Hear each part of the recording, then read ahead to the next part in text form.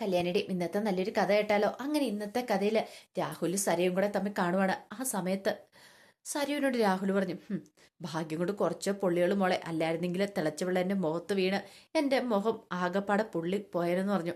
അത് കേട്ടിഞ്ഞപ്പം സരയു പറഞ്ഞു, അച്ഛൻ ഇത് എന്തു ഭാവിച്ച് അങ്ങോട്ടേക്ക് കയറി ചെന്ന് കൊടുത്തേ? അച്ഛൻ അറിയാവുന്ന കാര്യമല്ലായിരുന്നു എന്ന് ചോദിച്ചു. രാഹുൽ പറഞ്ഞു, അതൊക്കെ തന്നെയാ, പക്ഷെ എങ്ങനെയെങ്കിലും അവരെ അന്വേഷിച്ച് കൂടെ നിർത്തണമെന്ന് എനിക്കുണ്ടായിരുന്നു. കാരണം നമ്മൾ ഉദ്ദേശിച്ച പോലെയൊക്കെ കാര്യങ്ങളൊക്കെ നടക്കണമെങ്കിൽ അങ്ങനെ വേണമായിരുന്നു പറഞ്ഞു. സരി പറഞ്ഞു, അതൊക്കെ വല്ലതും നടക്കുന്ന കാര്യമാണോ അച്ഛാ? നടക്കുമ്പോളെ നടക്കും, നീ ധൈര്യമായിട്ടിരിക്കുക. നമ്മുടെയൊക്കെ പ്രധാന ശത്രു ആരാ നിനക്കറിയാലോ? സരി പറഞ്ഞു, കല്യാണി അല്ലേ ചോദിച്ചു. അതെ, കല്യാണിയാണ്. പക്ഷെ ഇതിനു മുമ്പ് എൻ്റെ പ്രധാന ശത്രു ആ ചന്ദ്രസേനായിരുന്നു പറഞ്ഞു. ആ സേനയും രൂപേനും തമ്മിൽ ഞാൻ വർഷങ്ങളോളം അകറ്റി നിർത്തിയതാ. ഒരു കാരണവശാലും അവന് ഈ കുടുംബത്തിലേക്ക് വരാൻ പാടില്ലായിരുന്നു. എന്തുകൊണ്ടാണെന്നറിയാവോ? അപ്പോഴേക്കും സരി പറഞ്ഞു, കല്യാണി വന്നോണ്ടേ. കല്യാണി വന്നില്ലായിരുന്നെങ്കിൽ ഈ പറയുന്ന സേനൻ നമ്മുടെ കുടുംബത്തില് തിരികെ കയറത്തില്ലായിരുന്നല്ലോ. രൂപാന്റിയും അങ്ങനെ തമ്മിൽ ഒന്നിക്കത്തില്ലായിരുന്നല്ലോ എന്ന് പറഞ്ഞു. അതേ മോളെ, അതാ ശരിയായിട്ടുള്ള കാര്യം. പക്ഷെ ഇനിയിപ്പോൾ അതിനെക്കുറിച്ച് പറഞ്ഞിട്ട് കാര്യമില്ലോ. വന്നതിന്റെ ബാക്കി നോക്കുക. അങ്ങനെ നമ്മൾ അവളെ വെറുതെ വിട്ടുകൂടാന്ന് പറഞ്ഞു. സരിയ പറഞ്ഞു, അതെ, കിരണിന്റെ ജീവിതത്തിലേക്ക് അവൾ വന്നതിന് ശേഷം കിരൺ എന്നെ വേണ്ടാതെ പോയത്. അല്ലായിരുന്നു ഞാനും കിരണും തമ്മിൽ കല്യാണം നടന്നേനും ഞങ്ങൾ നല്ല സന്തോഷമായിട്ട് ജീവിക്കുകയും ചെയ്തേനും. രാഹുൽ പറഞ്ഞു, മോള് വിഷമിക്കൊന്നും വേണ്ട, മോള് ധൈര്യമായിട്ടിരിക്കുക. ഞാൻ ഇറങ്ങിയത് തന്നെ ഇങ്ങനെയുള്ള ചില കാര്യങ്ങളൊക്കെ നിർവഹിക്കാൻ വേണ്ടിട്ടാ.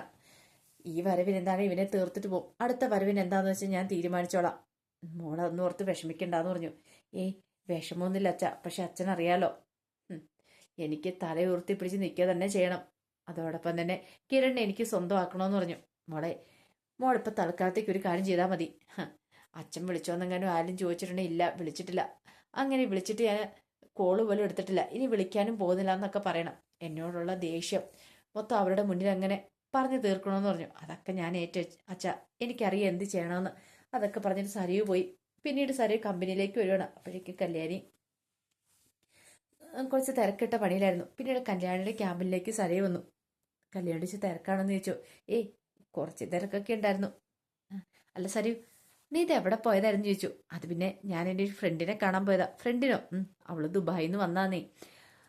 അപ്പൊ പിന്നെ അവളെ ഒന്ന് കണ്ട് സംസാരിക്കാന്ന് വെച്ചു. എല്ലാ തവണയും വരുമ്പോൾ ഞങ്ങൾ തമ്മിൽ മീറ്റ് ചെയ്യുന്നതാണ്.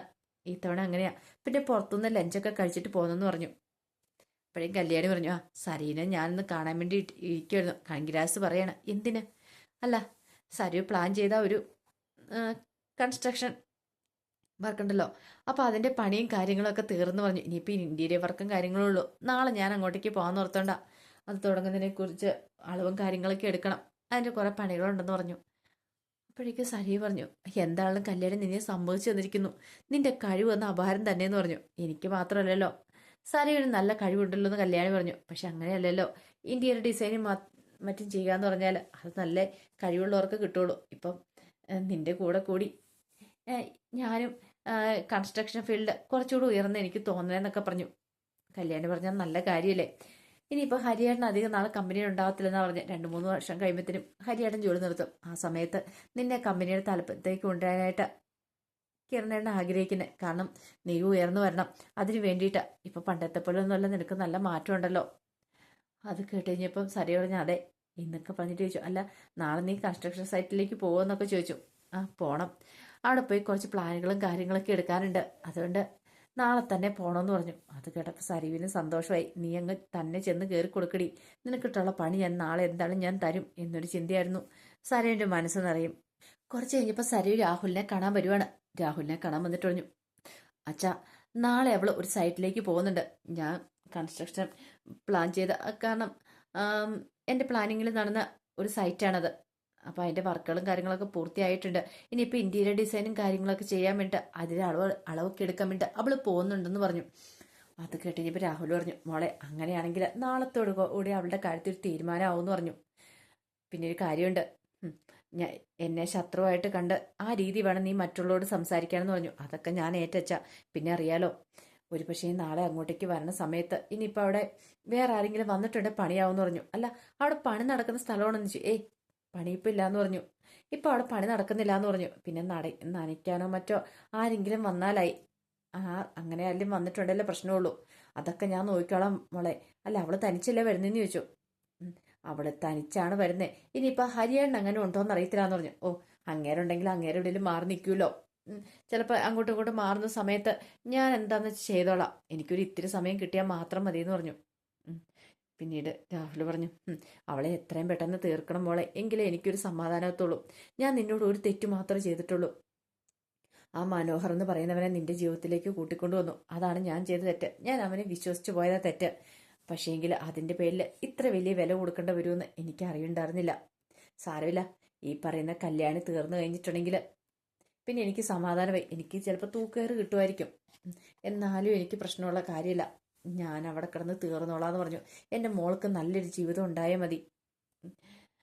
കുറച്ചാൾ കഴിയുമ്പോഴത്തേനും കല്യാണിയുടെ വിയോഗം എല്ലാവരും മറക്കും. ആ സമയത്ത് കിരൺ നിന്റെ കഴുത്തിൽ താലി ചേർത്തും നിങ്ങൾ രണ്ടുപേരും ഒന്നിച്ച് ജീവിക്കുകയും ചെയ്യും. ആ കാര്യത്തിൽ എനിക്കൊരു ആത്മവിശ്വാസം ഉണ്ടെന്ന് പറഞ്ഞു. അത് കേട്ടപ്പോൾ അത് കേട്ട് കഴിഞ്ഞപ്പോൾ സരി പറഞ്ഞു, ഇതൊക്കെ നടക്കുക വെച്ചാൽ നടക്കും മോളെ, ഇന്നൊരു രാത്രി കഴിഞ്ഞോട്ടെ. നാളെ അവൾ ആ കൺസ്ട്രക്ഷൻ നടക്കുന്ന ബിൽഡിങ്ങിൽ അങ്ങോട്ടേക്ക് വന്നിട്ടുണ്ടെങ്കിൽ അവളുടെ കാര്യത്തിൽ ഞാൻ ഉറപ്പായിട്ടും ഒരു തീരുമാനം ഉണ്ടാക്കിയേ വിടത്തുള്ളൂ. പിന്നെ ഒരു കാര്യം, അവളവിടെ നിന്ന് ഇറങ്ങുന്ന സമയത്തൊക്കെ മോൾ എനിക്കൊരു സിഗ്നൽ തരണമെന്ന് പറഞ്ഞു. അത് കേട്ടപ്പം സരിയ പറഞ്ഞു, ഞാൻ നോക്കട്ടെ അച്ഛാ, എന്നെ കൊണ്ട് പറ്റുന്ന രീതിയിൽ എന്താണെന്ന് വെച്ചാൽ സഹായിക്കാമെന്ന് പറഞ്ഞു. മോളെ, നേരത്തെ സരിയു കൺസ്ട്രക്ഷൻ എന്ന പേരിലായിരുന്നു കമ്പനി അറിയപ്പെടുന്നത്. ഇപ്പോഴല്ലേ RS കൺസ്ട്രക്ഷൻ ആയത്. അന്ന് നീയായിരുന്നു അതിൻ്റെ എല്ലാം. ഇപ്പം കണ്ടില്ലേ, കല്യാണി ആയില്ലേ. ഇനിയിപ്പോൾ അവളെ തീർത്തിട്ട് വീണ്ടും നീ ആ കമ്പനിയുടെ MD കസലിലേക്ക് കയറിയിരിക്കണം. അതിന് വേണ്ടിയിട്ടാണ് ഞാൻ ആഗ്രഹിക്കുന്നത്, അങ്ങനെ ഒരു കാഴ്ച കാണാൻ വേണ്ടിയിട്ട്. അത് കേട്ടപ്പോൾ സരിയു പറഞ്ഞു, അച്ഛൻ ധൈര്യമായിട്ടിരിക്കുക. എന്താന്ന് വെച്ചിട്ടുണ്ടെങ്കിൽ അച്ഛൻ ചെയ്തു, വേണ്ട സപ്പോർട്ട് ഞാൻ തരാമെന്നൊക്കെ സരിയു പറയണം. കുറച്ച് കഴിഞ്ഞപ്പോൾ രാഹുൽ സരിയു പറഞ്ഞു കൊടുത്ത ആ കൺസ്ട്രക്ഷൻ നടക്കുന്ന അവിടെ സൈറ്റിലേക്ക് വരുവാണ്. അവിടുത്തെ കൺസ്ട്രക്ഷൻ കാര്യങ്ങളൊക്കെ ഒട്ടുമിക്കാൻ തീർന്നു വെച്ചിട്ടുണ്ടായിരുന്നു. ഇനിയിപ്പോൾ ഇന്റീരിയർ ചെയ്യാനുള്ള കാര്യങ്ങളൊക്കെയാണ് ചെയ്യേണ്ടത്. അങ്ങനെ വന്ന് രാഹുൽ നോക്കി അവിടെയൊക്കെ. അപ്പം ഇരുട്ടി കഴിഞ്ഞതിന് ശേഷമാണ് അങ്ങോട്ട് വരുന്നത്. എവിടെ ഇരുന്നാലും ശരിയാകുന്നതെന്ന്. അങ്ങനെ അവിടെ എല്ലാം നോക്കി അവിടെ ഇരിക്കുവാണ്. കൊള്ളാം, ഇനി നാളെ അവൾ ഇങ്ങോട്ടേക്ക് വന്നാൽ മാത്രം മതി, അതുവരെ ഇവിടെ ഇരിക്കാം എന്നൊരു ചിന്തയായിരുന്നു. അവൾ വന്നു കഴിയുമ്പോൾ അവളെ തീർക്കാം. പകലങ്ങോട്ടേക്ക് കയറിപ്പോകുന്ന ആരെങ്കിലും കണ്ട പ്രശ്നമാവല്ലോ എന്ന് കരുതിയിട്ടാണ് രാഹുൽ ആ സമയത്ത് അവിടേക്ക് കയറിപ്പോകുന്നത്, ആർക്കും ഒരു സംശയം തോന്നാത്ത രീതിയിൽ. പിന്നീട് സരു ഇങ്ങനെ ഫോണിനകത്തൊക്കെ നോക്കിക്കൊണ്ടിരിക്കുന്ന സമയത്താണ് താര അങ്ങോട്ടേക്ക് വരുന്നത്. താര വന്നിട്ട് ചോദിച്ചു, മോളുടെ അച്ഛനെ കണ്ടായിരുന്നു എന്ന് ചോദിക്കുക. അങ്ങേരെയോ? അങ്ങനെ ഞാനിതിനെ കാണണം, എനിക്ക് അതിൻ്റെ ആവശ്യമൊന്നും ഇല്ലയെന്ന് പറഞ്ഞു. അല്ല മോളെ, അത് പിന്നെ രമേ, ഒരു കാര്യം പറയാം, എനിക്ക് അങ്ങേരെ കണ്ട കാര്യമൊന്നുമില്ല. അല്ലെങ്കിലും എൻ്റെ ജീവിതം തറന്ന് ദുഷ്ടനായ അയാൾ മനോഹറിനെ പോലെ ഒരുത്തനെ എൻ്റെ ജീവിതത്തിലേക്ക് കൂട്ടിക്കൊണ്ട് വന്നില്ലേന്ന് ചോദിച്ചു. ആ സമയം താര ഒന്നും മിണ്ടാതെ സരവിനെ ഒന്ന് നോക്കണം. അപ്പോഴേ സര പറഞ്ഞു, അല്ല ഈയിടെ അങ്ങനെ അമ്മ കല്യാണിയെ കണ്ടായിരുന്നോ? ഇല്ലെന്ന് പറഞ്ഞു. കല്യാണിയെ കണ്ടാലും എൻ്റെ മനസ്സിലുള്ള കാര്യങ്ങളൊന്നും ഒരു കാരണവശാലും തുറന്നു പറഞ്ഞുകൂടാ, അങ്ങനെ വന്നിട്ടുണ്ടേ അറിയാലോ. താര പറഞ്ഞു, മോളെ നീയോ അവളും ഒക്കെ എനിക്ക് ഒരുപോലെയാ, നീ ഇങ്ങനൊന്നും ചെയ്യില്ലെന്ന് പറഞ്ഞു. മിണ്ടരുത്, നിങ്ങളുടെ മോളാ ഞാൻ. ഇനിയിപ്പോൾ എന്നെ തള്ളിക്കളഞ്ഞിട്ട് അവളെ സ്വീകരിക്കാൻ അല്ലെങ്കിൽ അവളോട് ആ കൂടുതൽ സ്നേഹം കാണിക്കാൻ ഭാവമെങ്കിൽ അതങ്ങോട്ട് മനസ്സിൽ വെച്ചാൽ മതി എന്ന് പറഞ്ഞു. നിങ്ങൾ എന്തെങ്കിലും എന്നെക്കുറിച്ച് ഒറ്റിക്കൊടുത്തിട്ടുണ്ടെങ്കിൽ ആ നിമിഷം നിങ്ങൾ പുറത്തായിരിക്കും എന്ന് പറഞ്ഞു. അതിനൊരു മാറ്റം ഉണ്ടാകത്തില്ല എന്നൊക്കെ പറഞ്ഞു. എല്ലാം കേട്ട് കഴിഞ്ഞപ്പോഴത്തേനും ഭയങ്കര ടെൻഷനായിപ്പോയി താരയ്ക്ക്. എന്ത് ചെയ്യണമെന്ന് അറിയത്തില്ല. ദൈവമേ, ഇവിടെ എന്തൊക്കെ കാണിച്ചു കൂട്ടുമെന്ന് അറിയില്ല. സരുവിൻ്റെ ജീവൻ എടുക്കുമോ എന്നൊരു ചിന്തയ, കല്യാണിൻ്റെ ജീവൻ എടുക്കുമോ എന്നൊരു ചിന്തയൊക്കെ ആയിരുന്നു താരയുടെ മനസ്സിൽ. ഈ സമയത്ത് CA മാർട്ടിനാണെങ്കിലോ അന്വേഷണം തകൃതിയായിട്ട് നടത്തുവാണ്. CA മാർട്ടിന് വേണ്ടുന്ന തെളിവുകളൊക്കെ കിട്ടണം. തെളിവുകളുടെ അടിസ്ഥാനത്തിൽ എന്തെങ്കിലും ചെയ്യാൻ പറ്റുമോ എന്നറിയാം. പക്ഷെ ആ തെളിവുകൾ കണ്ടെത്തുക എന്ന് പറഞ്ഞാൽ അത്ര ഈസി ആയിട്ടുള്ള കാര്യമല്ല താനും. പിന്നീട് കിരണും കല്യാണിയും കൂടെ ഉറങ്ങാനായിട്ട് അങ്ങനെ കിടക്കണ സമയത്ത് കല്യാണിയുടെ കിരൺ ചോദിച്ചു, നീ എന്താ ഉറങ്ങാത്ത ചോദിച്ചു. എന്താണെന്ന് അറിയത്തില്ല കിരണേട്ടാ, എനിക്ക് ഉറക്കം വരുന്നില്ല, ആകെപ്പാടെ ഒരു ഭയം തോന്നണമെന്ന് പറഞ്ഞു. എന്തിന്? അത് പിന്നെ ഇനിയിപ്പം കിരണേട്ടനാണ് ഗംഗാപ്രസാദിനെ ഇല്ലാതാക്കിയെന്നുള്ള കാര്യം പുറലോകം അറിഞ്ഞു കഴിഞ്ഞിട്ടുണ്ടെങ്കിൽ അറിയട്ടെ, അതിനിപ്പോൾ എന്താ. എന്നാലും അങ്ങനെയല്ലല്ലോ, സാരമില്ല, നീ അതൊന്നും ഓർത്ത് വിഷമിക്കണ്ട. എനിക്കറിയാം നിന്റെ ബുദ്ധിമുട്ട് എന്താണെന്ന്. പക്ഷെ ഞാനെന്നൊരു ബുദ്ധിമോശം കാണിച്ചു. എന്താണെന്നറിയാവോ, അന്ന് അവനെ ഇടിച്ച് ഇഞ്ചപ്പരുവാക്കിയിട്ട് കൊല്ലാറാക്കിയിട്ട് പോലീസിനെ വിളിച്ചാൽ മതിയായിരുന്നു. അല്ലെങ്കിൽ പോലീസ് വന്ന് കഴിയുമ്പത്തിനും അവനെ കൊന്നാൽ മതിയായിരുന്നു. പോലീസ് അവൻ്റെ ബോഡി കൊണ്ടുവയ്ക്കൊണ്ടേരം. കാരണം കാർത്തികേനെ ദിലീപിനെ കൊല്ലാൻ ശ്രമിച്ച സമയത്താണ് ഞാൻ ഇങ്ങനെ ഒരു കൃത്യം നിർവഹിച്ചെന്ന് പറഞ്ഞാൽ പിന്നെ എനിക്കൊരു പ്രശ്നം ഉണ്ടാകത്തില്ലെന്ന് പറഞ്ഞു. അപ്പോഴേക്കും കല്യാണം പറഞ്ഞു, ഇനി എന്ത് ചെയ്യും കിരണേട്ടാന്ന് ചോദിച്ചു. എന്ത് ചെയ്യാനാ, വരുന്നിടത്ത് വെച്ച് കാണാം. അല്ലാതെ ഇപ്പം നമുക്ക് പേടിച്ച് പോയി മാളത്തിൽ ഒളിച്ചിരിക്കാനൊന്നും പറ്റില്ലല്ലോ, നമുക്ക് നോക്കാന്നൊക്കെ പറഞ്ഞിട്ട് കല്യാണിയെ ആശ്വസിപ്പിക്കുകയാണ്. അപ്പോൾ അതിൻ്റെ വിശേഷങ്ങളൊക്കെയാണ് നമ്മളിന്ന് കാണുന്നത്. ഇതിൻ്റെ ബാക്കി വിശേഷങ്ങളുമായിട്ട് വൈകുന്നേരത്തെ പ്രൊമോയി വരാട്ടോ. ഒരിക്കൽ കൂടി എല്ലാവർക്കും ശുഭദിനം നേർന്നുകൊണ്ട് നിർത്തുന്നു. നന്ദി.